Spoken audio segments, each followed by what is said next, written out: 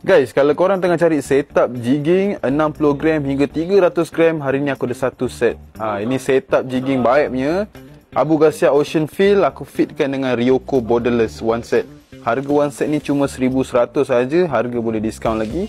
So guys, kita akan tengok mesin dahulu. Ini Abu Garcia Ocean Field. Korang tengok tu, Ocean Field, ball bearing 5 biji. Dan yang paling special ni mesin ni, knob dia dah tukar guys. Knob ni original carbon korang tengok, cantik guys. Knob ni sahaja 100 lebih. Handle lagi. Ni korang dapat memang fully loaded lah dia punya jajan. Ada line guard lagi, tali pun ada.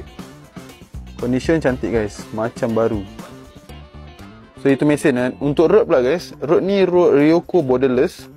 Rod ni panjang dia 6 kaki 2. 6 kaki 2. Dia punya berat umpan ataupun berat dia punya sinker dia 300 gram lah.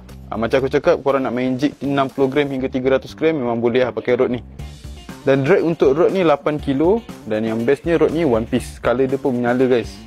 Ni kalau kena lampu cahaya matahari ni, lagi terang colornya. Memang best lah, cantik. So harga dia 1100 saja. Harga boleh diskaun lagi. Korang boleh screenshot ni kalau korang berminat dan PM kita orang pada nombor yang tertera lah. Nanti kita orang set up barang korang, kita orang post. Ataupun kalau korang nak datang kedai lagi senang, alamat dekat atas. So harga 1100, harga boleh nego. So macam biasa guys, apa-apa korang PM je.